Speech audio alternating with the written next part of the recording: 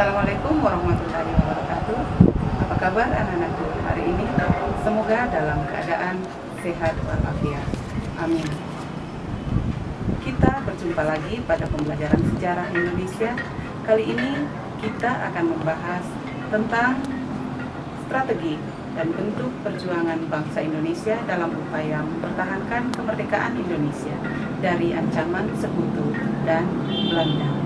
Pada kali ini kita akan fokus pada peristiwa Westerling. Adapun tujuan pembelajaran, setelah menyaksikan video ini, diharapkan anak-anak sekalian mengetahui tentang peristiwa Westerling yang terjadi di Sulawesi Selatan, mengenal tokoh pejuang Sulawesi Selatan.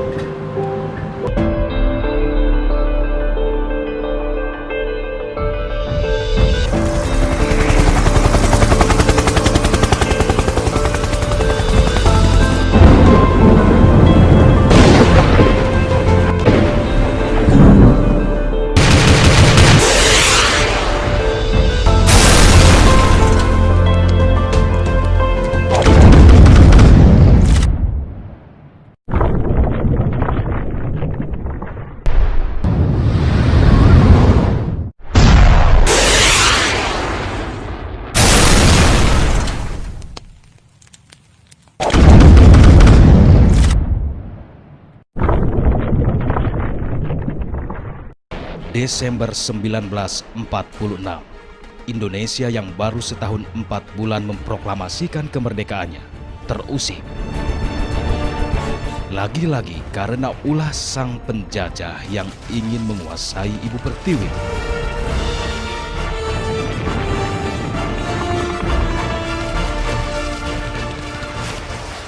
Pesisir barat Sulawesi Selatan, dari Mandar Parepare, Makassar hingga Bantaeng, menjadi ujung tombak perlawanan rakyat Sulawesi membela kemerdekaan Republik Indonesia. Terbentuknya negara Indonesia Timur benar-benar membuat marah para pejuang. 17 Juli 1946, di daerah Polong Bangkeng, Kabupaten Takalar, 19 utusan dari organisasi perjuangan di Sulawesi Selatan melebur dan membentuk Laskar Pemberontakan Rakyat Sulawesi Selatan atau LAPRIS.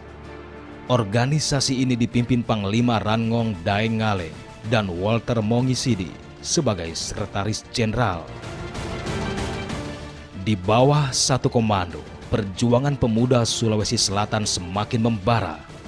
Hampir setiap malam, para pemuda dan laskar di Sulawesi Selatan menyerang pos-pos pertahanan tentara kolonial Belanda.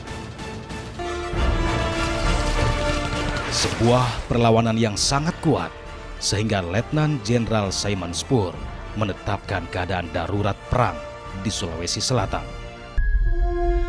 5 Desember 1946, Westerling bersama 120 orang pasukan khusus tiba di Makassar dan mendirikan markasnya di Matoangin. Berdasarkan data intelijen yang dikumpulkan tentara DST sebelumnya, Westerling menyusun penumpasan pemberontakan dengan caranya sendiri. 12 Desember 1946, Depot Special Troopan atau DST, pasukan khusus yang dikomandani Westerling, mulai melancarkan aksi teror di sekitar kota Makassar. Di Desa Batua, jam 5 pagi, pasukan Westerling sudah mengepung dan menggeledah rumah-rumah penduduk. Selain menggeledah, pasukan Westerling juga menggiring penduduk untuk berkumpul. Warga yang menolak atau mencoba melarikan diri langsung ditembak mati oleh pasukan Westerling. Setelah masyarakat terkumpul, dengan daftar yang ia miliki, Westerling mulai mencari penduduk yang dianggap ekstremis. Setelah teridentifikasi, warga itu langsung dieksekusi di depan ribuan orang. Dengan cara yang sama, selama 6 hari, dari tanggal 12 hingga 18 Desember 1946, Westerling dan pasukannya terus meneror warga kota Makassar. 100 warga sipil diperkirakan tewas dalam peristiwa ini. 19 Desember 1946, untuk memberikan keleluasaan bagi Westerling, Jenderal Simon Spur memberlakukan keadaan darurat perang di daerah Mandar, Parepare, Makassar, dan Bantai. Tak hanya dengan kekuatan senjata untuk memisahkan Sulawesi Selatan dari negara Republik Indonesia, tanggal 7 hingga 24 Desember 1946, pemerintah kolonial Belanda mengadakan konferensi Denpasar. Konferensi ini adalah tindak lanjut konferensi Malino untuk memperkukuh negara Indonesia Timur. Hasilnya, tanggal 24 Desember 1946, Belanda memilih Cokorda Gede Raka Sukawati sebagai Presiden Negara Indonesia Timur dengan wilayah Karisidenan Sulawesi Selatan, Sulawesi Utara, Bali, Lombok, dan Maluku. Setelah kota Makassar, pasukan Westerling mulai menyisir ke daerah selatan. Di Bulukumba, pasukan Westerling tak hanya membunuh warga sipil, aparat desa yang pro kemerdekaan juga dibantai di depan warganya. Selain di Kabupaten Bulukumba, aksi kekejaman Westerling menjalar hingga pesisir barat Sulawesi Selatan. Baru, Sopeng, Malimpung, Endrekang, dan Parepare tak luput dari kekejaman pasukan Westerling.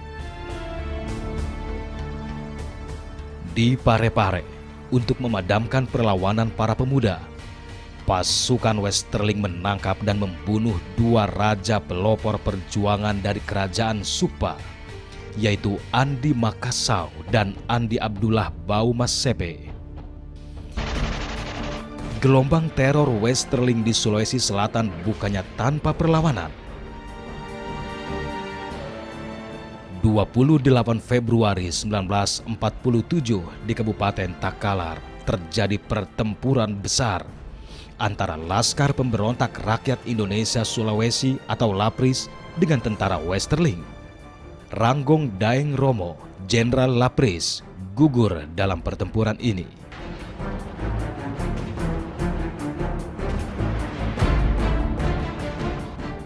Di daerah Mandar yang kini sudah menjadi Provinsi Sulawesi Barat, pasukan Westerling juga mendapat perlawanan sengit.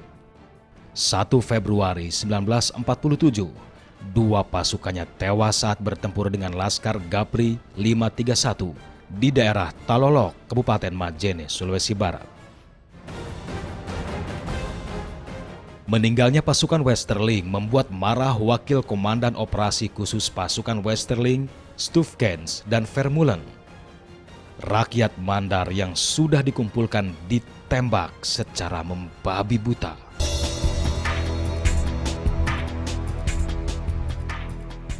Mandar menjadi penutup aksi kejam Westerling di Sulawesi Selatan. 17 Februari 1947, aksi teror Westerling berhenti dan pasukannya ditarik dari Sulawesi Selatan. Demikian tayangan tadi.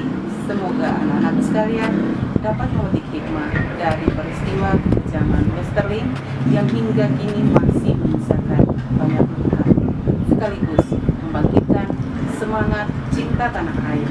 Kemerdekaan yang dinikmati hari ini adalah pengorbanan dari pahlawan semua bangsa. Teruslah menjaga keutuhan bangsa Indonesia, tegakkan disiplin, kejujuran, dan tanggung jawab.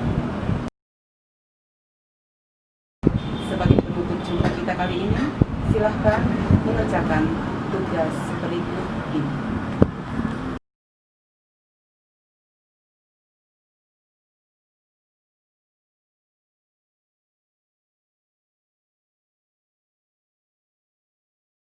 Semoga pertemuan kita kali ini diberkahi oleh Allah Subhanahu wa Ta'ala. Saya menutup perjumpaan dengan ucapan billahi fi sabilillah. Wassalamualaikum warahmatullahi wabarakatuh.